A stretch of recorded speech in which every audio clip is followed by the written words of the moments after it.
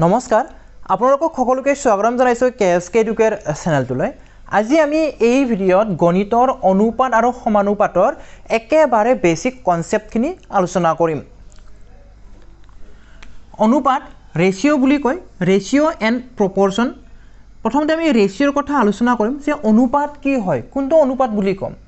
এটা দুটা ৰাশিক যেতিয়া আমি তুলনা কৰো সেই তুলনাটো আমি বিয়োগৰ সহায়ত তুলনা কৰিব পাৰো যেনেকৈ ধৰা ৰামৰ হাতত 30 रुपीस আছে 30 টকা আছে হৰিৰ হাতত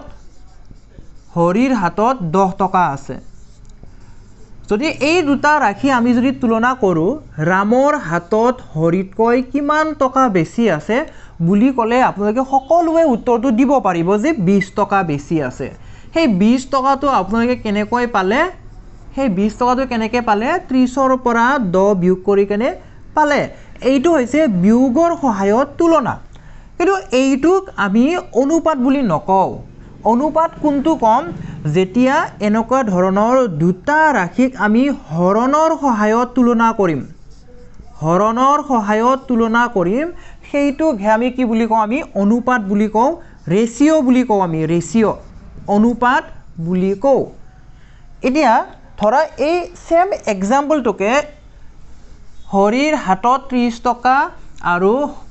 হৰিৰ হাতত 10 টকা আৰু ৰামৰ হাতত 30 টকা এইটোকে আমি যদি অনুপাত হিচাপে লিখিম তেতিয়া হলে মাজত এটা চিহ্ন ব্যৱহাৰ কৰো এইটো চিহ্ন ব্যৱহাৰ কৰো আমি আৰু এইটো কি হয় অনুপাতৰ চিহ্ন হয় তেতিয়া আমি কি বুলি কম 30 অনুপাত 10 বুলি আমি লিখিম ৰামৰ হাতত 30 টকা হৰিৰ হাতত 10 টকা অনুপাতত যেতিয়া লিখিম আমি তেতিয়া কেনেদৰে লিখিম 30 মাজত দিম এই অনুপাত চিহ্নটো তাৰে পিছত লিখিম 10 এইটোৱে হৈছে আমাৰ অনুপাত এতিয়া সেম টু সেম এইটো আমি ভগ্নাংশ আৰ্হিটো লিখিব পাৰো যদি ভগ্নাংশ আৰ্হিত লিখো যদি আমি ফ্ৰেকশনত লিখো তেতিয়া কিমান হ'ব আমাৰ 10 ভাগৰ 30 কিমান হল 30/10 এইটো আৰু এইখিনি সেম টু সেম হয় বস্তুটো তো এইটো আমাৰ লঘিষ্ঠ আৰ্হিত নাই যদি লঘিষ্ঠ আৰ্হিত নিও তেতিয়া কি হ'ব 0 কাটা যাব হয়নে 0 কাটা যাব তো অনুপাতত যেতিয়া লিখিম আমি এই লঘিষ্ঠ আৰ্হিকে অনুপাতত যেতিয়া লিখিম তেতিয়া কেনেদৰে লিখিম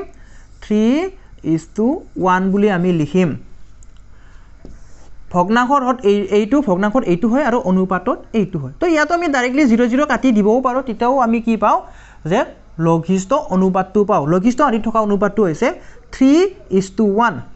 3:1 3:1 আশা কৰিছো আপোনালোকে ধৰিব পাৰিছে একেবাৰে বেসিক কনসেপ্ট হয় একেবাৰে সহজৰ পৰা কৈছো বেলেগ এটা এক্সাম্পল লম সংখ্যা লৈছো ধৰা সংখ্যা 50 আৰু কি আছে 50 আৰু 150 আছে ধৰি লোৱা 50 আৰু 150 এটোটা কি অনুপাতত লঘিষ্ঠ আৰ্হিত নিলে কেনেকুৱা হ'ব 0 কাটি দিয়া তাৰ পিছত 5 ৰে দুটাকে হৰণ কৰিব পাৰিম 5 × 5 আৰু 5 × 3 = 15 কিমান হল 1:3 আহি গল কিন্তু মন কৰিবলগীয়া কথাটো এইটো যে অনুপাতত কি হ'ব লাগিব ইউনিট অৰ্থাৎ এককটো আমাৰ একে হ'ব লাগিব একে এককৰ ক্ষেত্ৰতহে কি হয় আমি অনুপাত লব পাৰো এককটো একে হ'ব লাগিব ইউনিট সেম হ'ব লাগিব তেতিয়াহে আমি অনুপাতটো লিখিব পাৰিম নহলে আমাৰ কি হ'ব ভুল হৈ যাব যেনেদৰে ধৰক ওজনৰ ক্ষেত্ৰত 1 কিলো 1 কেজি আৰু 50 গ্ৰাম 1 কেজি আৰু 50 গ্ৰাম এই দুটাৰ কি উলিয়াব লাগে আমি অনুপাতটো নিৰ্ণয় কৰিব লাগে আৰু জাগাত আমি অনুপাতটো লিখিম হয় কিন্তু ইউনিটটো কি কৰিব লাগিব একে কৰি ল'ব লাগিব নহলে আমাৰ ভুল হৈ যাব যদি আমি এনেকৈ লিখো 1:50 বুলি যদি লিখো আমি তেতিয়া আমাৰ ভুল হৈ যাব আৰু এটা কথা কৈ দিও ইয়াতে যে অনুপাতত যেতিয়া লিখিম তেতিয়া ইউনিট নাহে আমাৰ নো ইউনিট একক নাহে কেতিয়া একক নাহে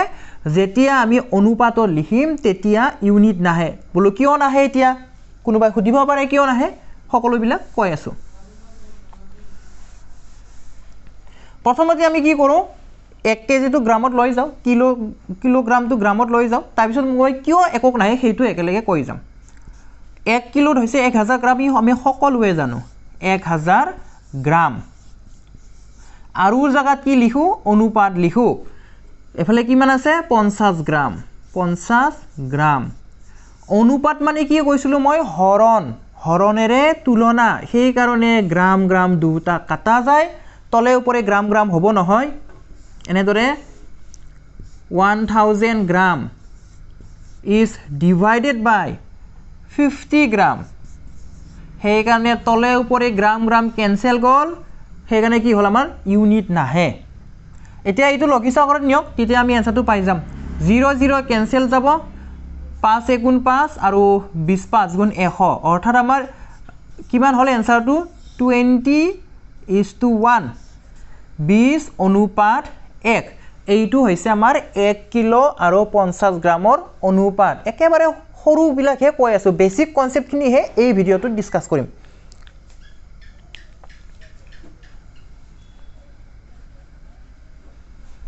আশা কৰিছো আপোনালোকে এই কনসেপ্ট বিলাক ধৰিব পাৰিছে তো এইটো ললো আমি ওজনৰ ক্ষেত্ৰত যদি আমি ডিসটেন্সৰ ক্ষেত্ৰত লও ধৰি লোৱা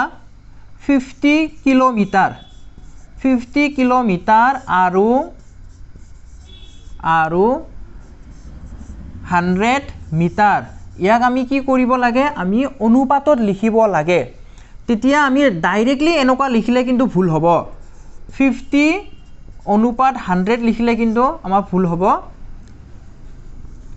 আমি কি লিখিম এটো আমি নিলিখো কি লিখিম আমি 50 এটোটো 50 আছে কিলোমিটাৰৰ জাগাত কিলোমিটাৰক আমি যদি মিটাৰলৈ নিও তেতিয়া 1000 আহি যাব 1000 তিনিটা 0 অৰ্থাৎ তিনিটা 0 লগাই দিও আৰুৰ জাগাত অনুপাত দিলো ইফালে আছে 100 কিমান আছে 100 0 0 0 0 কেনসেল কল কিমান থাকিল 500 অনুপাত 1 50 কিলোমিটাৰ আৰু 100 মিটাৰৰ অনুপাতটো কিমান হল 500 অনুপাত 1 হল আশা কৰিছো আপোনালোকে ধৰিব পাৰিছে এতিয়া চাও সমানুপাত কি হয় প্ৰপৰচন কি হয় ৰেশিওটো বালো আমি বুজি পালো অলপ হলেও বুজি পালো কিবা এটা এটা সমানুপাত মানে কি হয় যেতিয়া দুটা অনুপাত থাকিব যেতিয়া দুটা ৰেশিও থাকিব আৰু সেই ৰেশিও দুটাৰ মান সাংখ্যিক মানটো যদি ভ্যালু বিলাক যদি ইকুৱেল হয় তেতিয়া আমি তা কি বুলি কম সমানুপাত বুলি কম যেনেকৈ ধৰক দুটা অনুপাত আছে a অনুপাত b আৰু c অনুপাত d ইহতৰ মান বিলাক যেতিয়া সমান হ'ব তেতিয়া আমি তা কি বুলি কম সমানুপাত বুলি কম অৰ্থাৎ কেনেকুৱা ধৰণৰ a অনুপাত b ৰ মানটো c অনুপাত d ৰ কিমান হয় সমান হয় কেতিয়াবা এই সমান মাজতে সমান চিহ্ন দিছো সমান চিহ্নটো ইউজ নকৰি কেনে ব্যৱহাৰ নকৰি কেনে এইটো চিহ্ন ব্যৱহাৰ কৰিব পাৰে এইটো চিহ্ন মানে হৈছে সমানুপাতিক এনেদৰে লিখিব পাৰে a অনুপাত b সমানুপাত কি হয় c অনুপাত d হয় এইটো আপোনালোকে মনত ৰাখক তো ইয়াৰ পৰা আমাৰ কি আহে চাও এই যেটা a আছে আমাৰ প্ৰথমতে যেটো আছে আৰু লাষ্টত যেটো আছে প্ৰথম আৰু লাষ্ট ফাৰ্স্ট এন্ড লাষ্ট এই দুটা কয় প্ৰান্তীয় বা প্ৰান্ত বুলিও কয় প্ৰান্তীয় বুলি কয় প্ৰান্তীয় পদ বা প্ৰান্ত পদ মাজতো কয় মধ্য মাজত আছে মধ্য গতিকে মধ্যত কি আছে আমাৰ মধ্যত কি আছে b আৰু c আছে শেষত কি আছে a আৰু d আছে তো ইয়াৰ পৰা এটা ফৰ্মুলা এটা আহি পৰে আমাৰ যে b আৰু c মধ্য পদ দুটা b আৰু c মধ্য পদ দুটা পূৰণ কৰি যেটো মান পাম সেই মানটো কিহৰ লগত সমান হয় ও ফাৰ্স্ট এন্ড লাষ্টৰ পূৰণফলৰ সমান হয় a into d ৰ পূৰণফলৰ সমান হয় b into c is equal to a into d মধ্য মাজত থকা যেটো মধ্য পদ দুটা পূৰণ কৰি যেটো মান পাম প্ৰান্ত পদ দুটাৰ কি হয় পূৰণফলৰ সমান হয় গতিকে ইয়াৰ পৰা আমি এতিয়া কেইটামান এক্সাম্পল লম কেনেদৰে কি এক্সাম্পল দিব পাৰে চাও একেবাৰে সহজ এক্সাম্পল কিটা প্ৰথমতে লম যাতে আমি কনসেপ্ট বিলাক আমি বুজি পাও ধৰি লৈছো 2:5 সমানুপাত আছে তাৰ পিছত নাই আমাৰ ইয়াতে নাই তাৰ পিছত আছে কিমান যে বলো 40 আছে বলো 40 আছে এটা কেনেদৰে কৰিম মই কৈছিলো কি যে বলো প্ৰথমটো আৰু লাষ্টটো পূৰণ কৰি যিমান পাম এই দুটা পূৰণ কৰি কিমান পাম 80 পাম হয়নে 80 পাম এতিয়া এই 5ৰ লগত কি পূৰণ কৰিলে 80 পাম এনসাৰটো ইয়াতে আহি যাব 5ৰ লগত কি পূৰণ কৰিলে 80 পাম হেতুৱে এনসাৰ আমাৰ তো এইটোকে আমি যদি সজাই পৰাই ধুনিয়াকে লিখো তেতিয়া কিমান হ'ব সোৱা 5 পূৰণ কুৱেশ্চন মাৰ্কৰ এতিয়া কোনোবাই ABC কোনোবাই XYZ কিবা এটা ধৰি লব পাৰে আমি কুৱেশ্চন মাৰ্ক হিচাপে লৈছো বাৰু 2 পূৰণ 40 2 পূৰণ কিমান হয় 40 হয় প্ৰতিটো স্টেপ লিখি দিছো কুৱেশ্চন মাৰ্কটো উলিয়াব লাগে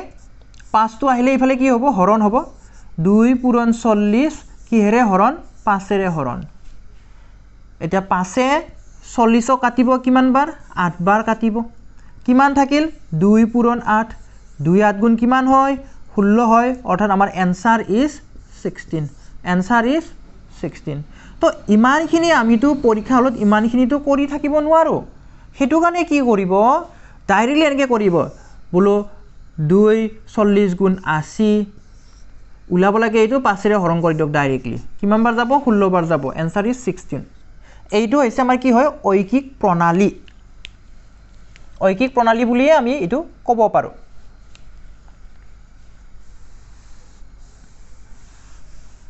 আশা কৰিছো আপোনালোকে ধৰিব পাৰিছে নেক্সট এটা এক্সাম্পল দিছো আকৌ এতিয়া আমি নেক্সট এক্সাম্পলটো লৈছো 1.5 অনুপাত 3 সমানুপাত 3 অনুপাত কিমান হ'ব বাকসত কিমান হ'ব এতিয়া ইয়াতে কিমান হ'ব এইটোৱে হৈছে আমাৰ সমানুপাতত আছে গতিকে আমি এটো উলিয়াব পাৰিম কেনেকৈ কি হ'ব চাও কি আছিল মাজৰ দুটা পূৰণ কৰিলে কি হ'ব 9 আহি যাব হয়নে 9 আহি যাব কিহেৰে হৰণ হ'ব 1.5 এৰে হৰণ হ'ব হয়তো কিছুমানে আকৌ ধৰিব পৰা নাই হয়তো হেগানে মই প্ৰতিটো স্টেপ দেখুৱাই দিছো ইয়াতে কি বুলি কৈছিলো যে প্ৰথমতৰ লাষ্টৰটো পূৰণ প্ৰথম আৰু লাষ্টৰ 1.5 কুৱেশ্চন মাৰ্কত কোনোবাই XYZ কিবা এটা ধৰি লব পাৰে মাজৰ দুটা পূৰণ 3 পূৰণ 3 হয়নে এতিয়া কি উলাব লাগে কুৱেশ্চন মাৰ্কত কি বহিব হেতুকে উলিয়াব লাগে 1.5 টো পূৰণ হৈ আছিল এইফালে আনিলে হ'ব কি হৰণ অৰ্থাৎ 3 পূৰণ 3 কি কাটিব হৰণ কৰিব এতিয়া 1.5 টকা যদি দুবাৰ হয় কি পাও আমি 3 টকা পাও গতিকে দুইবাৰ যাব 1.5 এ 3 কাটিব দুইবাৰ হয়নে হয় কি থাকিল 3 পূৰণ 2 থাকিল কিমান পাম আমি এনসাৰ তেতিয়া 6 পাম হয়নে এনসাৰ ইজ 6 নেক্সট উদাহৰণটো লৈছো এতিয়া 3 অনুপাত কুৱেশ্চন মাৰ্ক সমানুপাত 15 অনুপাত 30 এতিয়া কুৱেশ্চন মাৰ্কত কি হ'ব হয়নে কি হ'ব কি কৰিব এই দুটা পূৰণ কৰিব এই দুটা পূৰণ কৰিলে কি হ'ব এই দুটা পূৰণ কৰিলে হ'ব 3 পূৰণ 30 কিহেৰে হৰণ 15 ৰে হৰণ এবাৰ কিন্তু একেবাৰে শৰ্টকে বুজাই দিছো কিহেৰে হৰণ 15 ৰে হৰণ 15 ই 30 কাটিব দুইবাৰ বলো 15 2 গুণ 30 কি থাকিল 3 পূৰণ 2 3 গুণ কিমান 6 our answer is 6 next question तो আপোনালোকে কৰিব কিমান হ'ব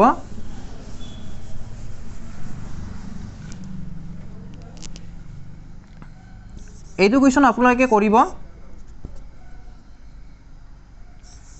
2 অনুপাত 5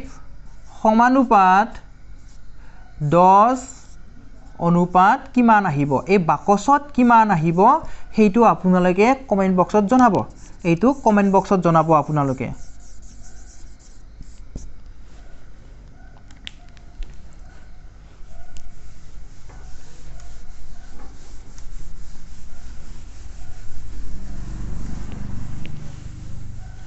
এতিয়া আমি অনুপাতৰ কথা যে কৈ আছিলোঁ অনুপাতটো কেতিয়াবা কি কৰিব দিয়ে শতাংশটো প্ৰকাশ কৰিব দিব পাৰে শতাংশটো প্ৰকাশ কৰিব দিব পাৰে হয়নে তো তেতিয়া আমি কি কৰিম অনুপাতটো কি কৰিম ভগ্নাংশত লিখিম অনুপাতৰ পৰা আমি ভগ্নাংশত লিখিবই পাৰোঁ যদি ভগ্নাংশৰ পৰা আকৌ শতাংশত নিবলৈ কি কৰিব লাগে এশৰে পূৰণ কৰিব লাগে সেইবোৰ আমি ক'ত শিকিম এই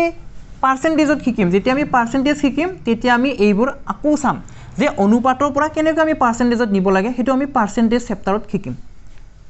এতিয়া মাথো বেসিক কনসেপ্টখিনি কিহৰ অনুপাত আৰু সমানুপাতৰ যে এইবিলাক হয়নো কি আসলতে অনুপাতনো কি হয় সমানুপাতনো কি হয় আশা কৰিছো আপোনালোকে অলপ হলেও ধাৰণা পালে আজিৰ ভিডিওটো আমি ইমানতে সামৰণি মাৰিম আপোনালোকে ভিডিওটো লাইক কৰিব বন্ধুবৰ্গৰ সৈতে শেয়াৰ কৰিব আৰু যদি আমাৰ চেনেলটো এতিয়ালৈকে সাবস্ক্ৰাইব কৰা নাই সাবস্ক্ৰাইব কৰি লব ভিডিওটো শেষলৈ চোৱাৰ বাবে ধন্যবাদ